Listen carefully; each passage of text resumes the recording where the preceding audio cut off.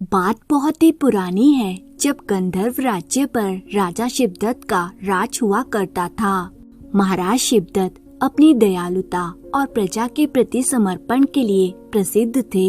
हालांकि उनके जीवन में एक खालीपन था, उनकी कोई संतान नहीं थी। यही कमी उनके और महारानी गायत्री के जीवन में एक अनकहा दुख बनकर बसी हुई थी। दोनों ने इसे भगवान की इच्छा मानकर स्वीकार तो कर लिया था, लेकिन यह दुख उनके दिलों में हर समय घर किए रहता था। इस दुख को उनके चेहरे पर देखकर राज्य की प्रजा भी उनके प्रति संवेदनशील थी और अपने प्रिय राजा रानी की पीड़ा को गहराई से महसूस करती थी। महाराज शिवदत्त शिकार के बड़े शौकीन थे।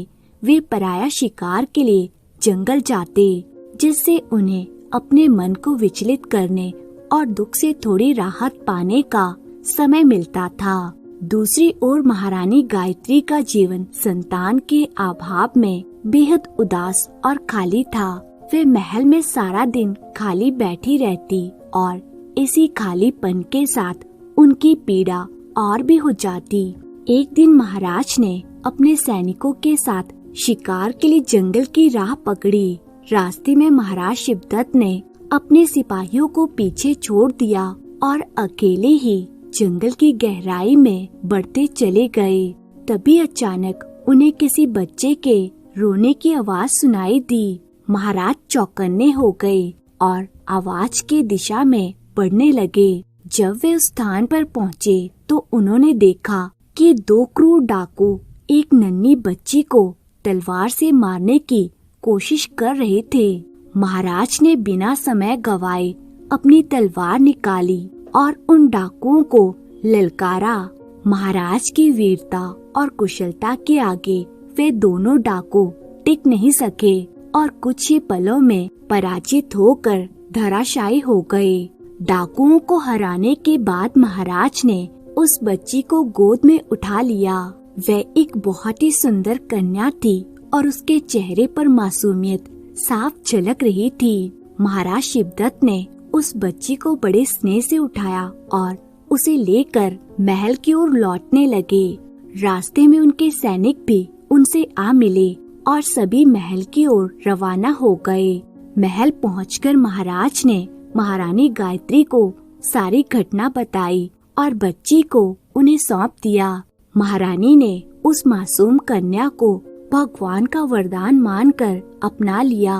उनका मन ये मानने को तैयार था कि भगवान ने उनकी प्रार्थना का जवाब दिया है और उन्हें इस बच्चे के रूप में आशीर्वाद प्रदान किया है। महारानी ने बच्ची का नाम संध्या रखा। संध्या के आने से महल में जैसे एक नई ऊर्जा का संचार हुआ। समय बीतता गया और संध्या धीरे धीरे बड़ी होने लगी। महाराज शिवदत्त ने उसे न केवल राजकुमारियों की तरह बल्कि राजकुमारों की तरह पाला। उसे हर प्रकार की शिक्षा दी गई। शास्त्रों का ज्ञान, अस्त्र शस्त्र चलाने की कला और नेतृत्व के गुण सभी संध्या में मौजूद थे। महाराज और महारानी ने कभी भी संध्या को यह महसूस नहीं होने दिया कि वह एक कन्या है। वे अन्य राजकुमारों से भी अधिक निपुण हो गई और राज्य के मामलों में महाराज शिवदत्त का साथ देने लगी। संध्या अब जवान हो चुकी थी और राज्य की प्रजा में भी उसकी लोकप्रियता बढ़ने लगी थी। उसकी उदारता और साहस के किस्से दूर दूर तक फैलने लगे थे। प्रजा उसे अपने दुख सुख के साथी मानने लगी थी। महाराज के साथ साथ संध्या भी प्रजा के हर सुख दुख में साथ खड़ी रहती थी और उसकी समझदारी से गंधर्व राज्य में खुशहाली और शांति का वातावरण बना रहा। लेकिन ये शांति ज्यादा दिनों तक टिक नहीं सकी। कुछ ही समय में गंधर्व राज्य पर भैरव नामक एक खतरनाक डाकू का आतंक छा गया। भैरव बहुत ही चालाक और बेरहम था। वह रात के अंधेरे में लूट और कत्ल की वारदातों को अंजाम देता और फिर वेश बदलकर गायब हो जाता। उसकी असली पहचान अब तक किसी को भी नहीं पता थी। लोग बस इतना जानते थे कि वह बेहद क्रूर है और उसके सामने आने वाला कोई भी जीवित नहीं बचता। राज्य की सेना और सेनापति ने उसे पकड़ने के कई प्रयास किए, लेकिन वे बार बार असफल होते रहे। भैरव उनकी पकड़ से फिसल जाता और अपने काले कारनामों को अंजाम देता रहता। ये स्थिति राज्य के लिए चिंता का विषय बन गई थी। राज दरबार में इस समस्या पर गंभीर चर्चा होने लगी थी, लेकिन इस समस्या से निपटने के लिए किसी को भी कोई भी ठोस समाधान नजर नहीं आ रहा था। एक दिन जब दरबार में भैरव डाकू की बढ़ती गतिविधियों पर चर्चा हो रही थी, संध्या ने अचानक अपने पिता से कहा, पिताश्री, यदि आपकी आज्ञा हो तो मैं इस भैरव डाकू को पकड़ने का प्रयास करूं। महाराज शिवदत्त ने पहले तो संध्या की बात को गंभीरता से नहीं लिया। वह बोले, संध्या, हमने अपने पूरे सामर्थ्य के साथ भैरव को पकड़ने का प्रयास किया है। सेना, सेनापति और हम स्वयं भी असफल रहे हैं। वे बेहद चालाक और खतरनाक है। लेकिन संध्या की आंखों में दृढ़ संकल्प देखकर महाराज ने उसे अनुमति देते हुए कहा, बेटी, तुम उसे पकड़ने के लिए अवश्य जाओ, लेकिन सावधान रहना। संध्या ने अपने पिता का आशीर्वाद लिया और दरबार से बाहर निकल गई। उस रात उसने एक युवक का वेश धारण किया और राज्य के विभिन्न इलाकों में भटकने लगी। 5 दिनों तक लगातार खोजबीन करने के बावजूद भी संध्या भैरव का कोई सुराग नहीं लगा पाई। लूटपाट और हत्याओं का सिलसिला अब भी राज्य में जारी था। संध्या ने भैरव के बारे में अधिक जानकारी जुटाने का निश्चय किया। वे उन परिवारों से मिली जिनके घरों पर भैरव ने हमला किया था। वे जानने की कोशिश करने लगी कि भैरव आखिर किन विशेषताओं वाले घरों को निशाना बनाता है। तभी उसे पता चला कि भैरव जवान लड़कियों का कत्ल नहीं करता और जाने से पहले वे हर लड़की के कंधे पर कुछ देखता है। ये जानकारी सुनकर संध्या को आश्चर्य हुआ। उसे लगा कि इस बात के पीछे जरूर कोई रहस्य छिपा है। तभी उसे एक योजना सूझी। अगले ही दिन राज्य में एक बड़ी घोषणा करवाई गई कि सोमवार के दिन महाराज शिवदत्त के पुराने महल में, जो जंगल में स्थित है, उस महल में राज्य की सभी जवान युवतियाँ देवी गौरी की पूजा करने के लिए जाएंगी, जिससे उन्हें मनचाहा वर प्राप्त हो सके। इस आयोजन में कोई भी पुरुष शामिल नहीं होगा और इसका संचालन स्वयं राजकुमारी संध्या करेंगी। संध्या की योजना बिल्कुल स्पष्ट थी। वे जानती थी कि भैरव डाकू इस आयोजन के बारे में सुनकर अवश्य ही वहां आएगा। सोमवार के दिन राजकुमारी संध्या और कुछ बहादुर लड़कियां जंगल के महल में पूजा की तैयारियों में जुट गई और रात होने का इंतजार करने लगी। रात ढलते ही संध्या ने देखा कि एक साया दीवार के ऊपर से महल में कूदकर अंदर दाखिल हो गया है। संध्या सतर्क थी। उसने उस व्यक्ति को तुरंत तलवार के बल पर रोक लिया। वे और कोई नहीं, भैरव डाकू था। संध्या ने उसे काबू में कर लिया और उसे पकड़कर दरबार में पेश किया।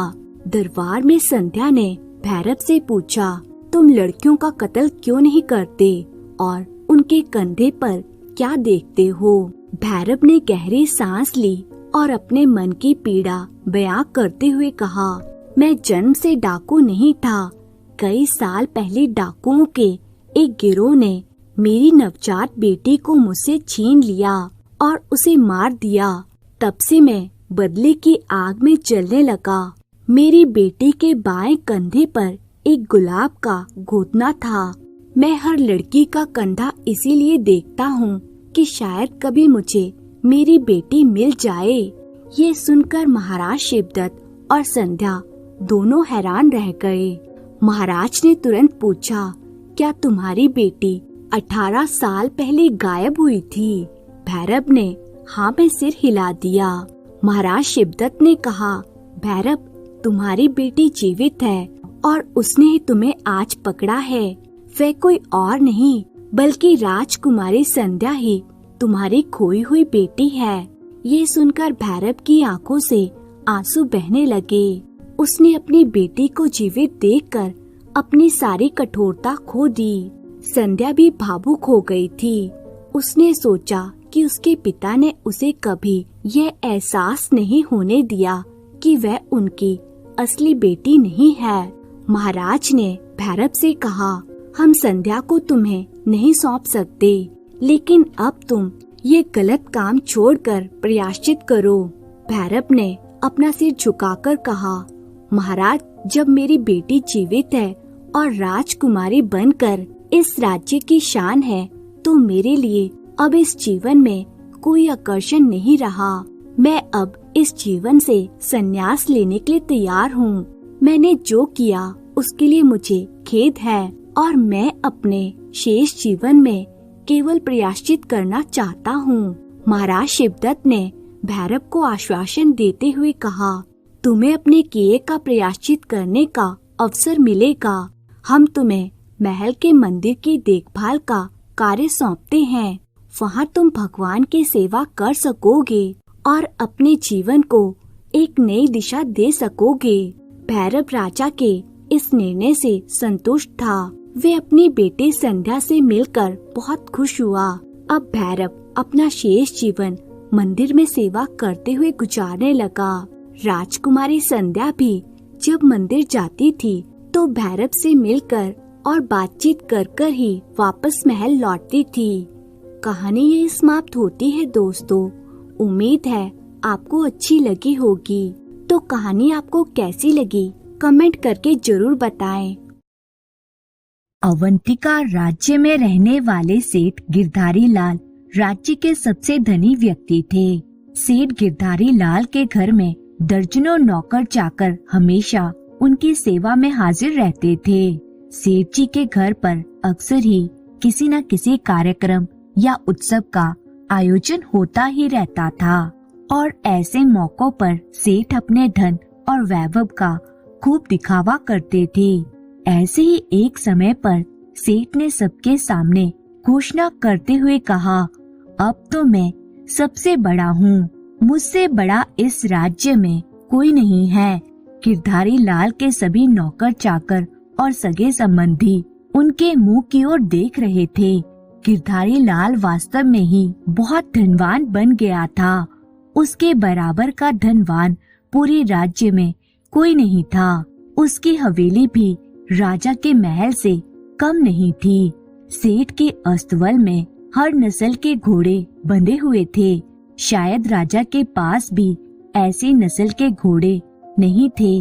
गिरधारी लाल के पास जब इतना अधिक धन आ गया तो उसने सोचा कि क्यों ना अपनी हवेली पर एक महाभोज का आयोजन किया जाए, जिसमें राज्य के बड़े बड़े लोगों को बुलाया जाए और क्योंकि राज्य के राजा वीर प्रताप भी उसके अच्छे मित्र हैं, उन्हें भी इस मौके पर बुलाया जाए ताकि वह भी देख लें कि मैं भी किसी राजा से कम नहीं हूँ।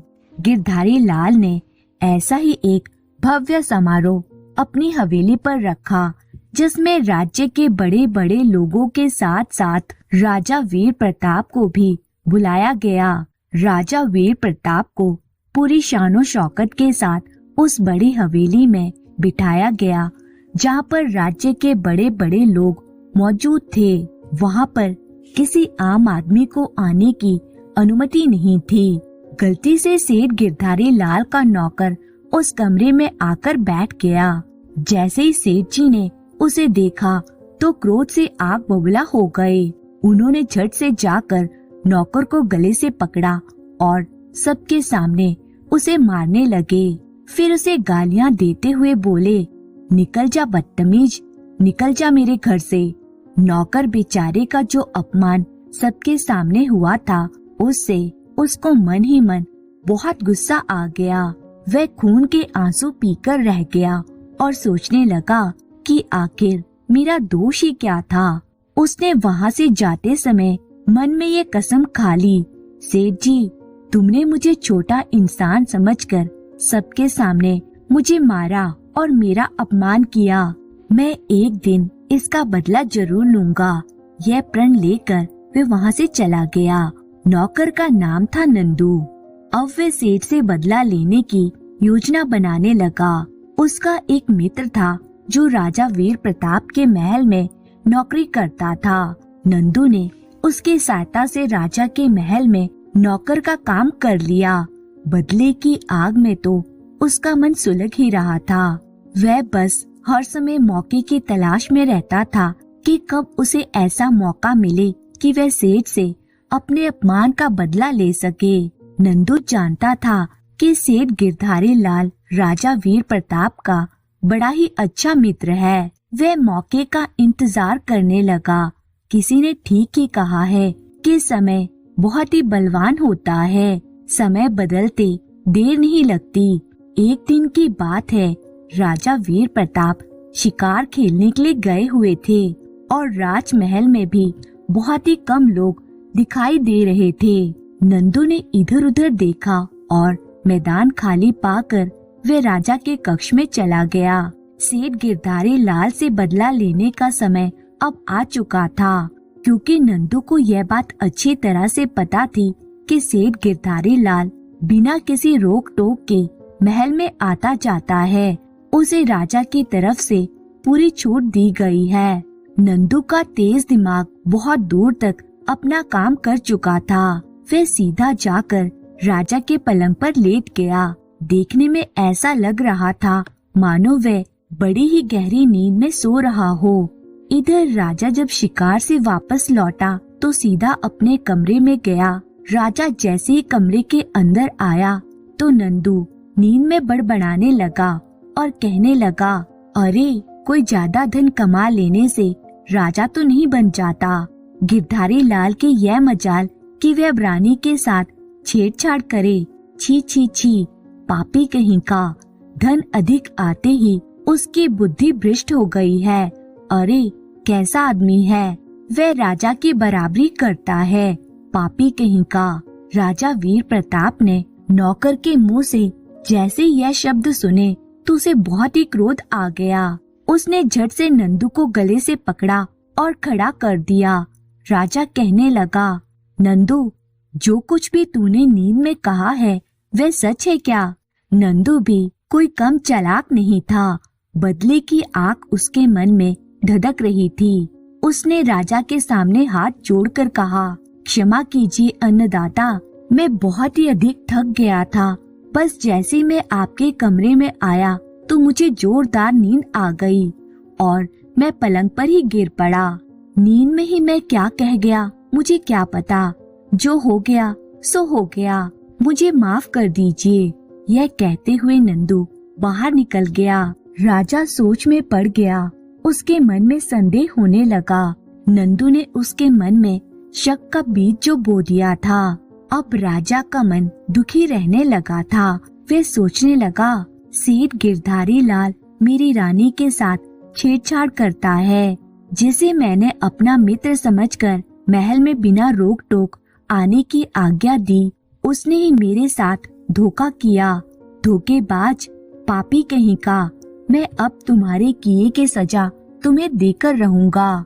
अगले दिन राजा ने अपने सिपाहियों को आज्ञा दी कि वे सेठ गिरधारी लाल को पकड़कर उसके सामने हाजिर करें। सिपाही तुरंत गिरधारी लाल के घर पहुँचे और उसे पकड़कर राजा के सामने पेश कर दिया गया। राजा ने गिरधारी लाल को देखते ही क्रोध भरे स्वर में कहा, देखो गिरधारी लाल, आज के बाद तुम मेरे महल में कदम मत रखना। आज से तुम्हारी और मेरी दोस्ती खत्म है। तुम जैसे धोखेबाज के साथ कैसी दोस्ती? तुमने जो मेरे साथ विश्वासघात किया है उसकी सजा मैं तुम्हें जरूर दूंगा। सेठ गिरधारी लाल राजा के क्रोध को देखकर समझ गया कि राजा उसे छोड़ेगा नहीं और अगर ऐसा हुआ तो उसका सारा मान सम्मान मिट्टी में मिल जाएगा। जो लोग उसका सम्मान करते हैं अब वही उसके मुंह पर थू थू करेंगे। शहर भर में उसकी बदनामी हो जाएगी। लेकिन फिर भी सेठ की इतनी हिम्मत ना हुई कि वह राजा से पूछ सके कि उसका अपराध क्या है। राजा ने बेइज्जती करके सेठ को महल से बाहर निकाल दिया। सेठ जब घर पर पहुंचा तो सोच में पड़ गया। वह इस सारी घटना के बारे में सोचने लगा। उसे पता था कि वह निर्दोष है, मगर उसे दोषी क्यों बनाया गया ये उसकी समझ में नहीं आ रहा था। वह पिछले दिनों की सारी घटनाओं के बारे में सोचने लगा तो उसे अपने घर और राजा के महल के बीच एक ही कड़ी दिखाई दी, उसका नौकर नंदू। सेठ के दिमाग में नंदू का नाम गूंजने लगा। नंदू का चेहरा उसकी आंखों के सामने घूमने लगा, जिसे सेठ ने सबके सामने मार पीट कर घर से निकाल दिया था। वही आजकल राजमहल में काम कर रहा है। यह सब उसी की कोई चाल हो सकती है। उसी समय गिरधारी लाल ने अपने एक नौकर को बुलाया और नंदू को बुलावा भेजा। कुछ देर बाद नंदू भागता भागता अपने पुराने मालिक के पास पहुंचा। नंदू को देखते ही गिरधारी लाल ने उसे गले से लगा लिया और कहा, नंदू, तुम तो मेरे पुराने वफादार सेवक हो। जरा सी बात पर तुम नाराज होकर घर से चले गए थे। भला यह भी कोई बात हुई? और मैंने तो तुम्हारे लिए दिवाली का इनाम भी रखा था। यह कहकर सेठ ने अपने एक नौकर को इशारा किया तो नौकर ने झट से कुछ सामान नंदू के हाथ में थमा दिया। सेठ कहने लगा, यह रखो, यह तुम्हारा नया धोती कुर्ता, मिठाई और चांदी का सिक्का है। तुम हमें भूल गए तो क्या हुआ? भला हम अपने सेवक को कैसे भूल सकते हैं? इनाम में यह सब कुछ देखकर नंदू की तो आंखें चौंधिया गई। उसे मन ही मन एहसास होने लगा कि मेरा मालिक इतना भी बुरा नहीं है जितना मैंने उसे सोच लिया था। आखिर इसे अपनी गलती पर पछतावा हो ही गया है, इसलिए मुझे इतना सम्मान दे रहा है। मैंने यूं ही राजा के सामने इसकी बुराई कर डाली और इस भले सेठ को दोषी बना दिया। नंदू को अपने किए पर पछतावा होने लगा। वह इनाम लेकर और सेठ का धन्यवाद करके वापस लौट गया। दूसरे दिन नंदू ने अपने तेज दिमाग से फिर से एक योजना बनाई। अपने किए का पश्चाताप करने का इससे अच्छा रास्ता और कोई नहीं था। नंदू दूसरे दिन फिर से राजा के पलंग पर लेट गया और सोने का नाटक करने लगा। राजा जैसे शिकार से वापस आया, उसने वैसा ही नाटक किया जैसा कि वह पहले कर चुका था। वह नींद में बड़बड़ाने लगा, देखो देखो प्रभु, इस राजा का पागलपन देखो, जो जंगल में जाकर मेंढकी का शिकार करके लाता है और खुद को वीर समझता है। छी छी छी, कैसा राजा है। राजा ने जैसे ही नंदू के मुंह से यह बात सुनी तो उसने क्रोध में आकर नंदू का गला पकड़ लिया और उसे उठाकर खड़ा कर दिया। क्रोध में कांपते हुए राजा ने कहा, ओ नमक हराम, यह तू क्या बकवास करता है? नंदू ने कुछ डरते हुए कहा, क्षमा कीजिए महाराज, दरअसल मुझे नींद में कुछ भी उल्टा सीधा बोलने की आदत है। हो सकता है मैं आपके सामने भी ऐसी ही कोई भूल कर बैठा हूँ, इसलिए मैं आपसे माफी मांगता हूँ। राजा समझ गया कि नंदू ने नींद में यह सब कुछ झूठी बकवास की थी। उस दिन उसकी रानी और सेठ गिरधारी लाल वाली बात भी इस मूर्ख ने नींद में ही कही थी। राजा को सेठ गिरधारी लाल के साथ किए हुए व्यवहार पर पछतावा होने लगा। उसने तुरंत सेठ गिरधारी लाल को महल में बुलवाया और नंदू की सारी कहानी कह सुनाई और अपनी इस भूल की क्षमा भी मांगी। सेठ गिरधारी लाल दिल ही दिल में अपनी इस चाल की सफलता पर बड़ा ही खुश हो रहा था। उसने मन ही मन में ईश्वर का धन्यवाद करते हुए कहा, इस संसार में कोई छोटा या बड़ा नहीं होता है। किसी को छोटा समझकर उससे घृणा नहीं करनी चाहिए। अब सेठ और राजा के बीच में कोई भी मनमुटाव नहीं था और उसके मन में नंदू के लिए भी सम्मान की भावना थी।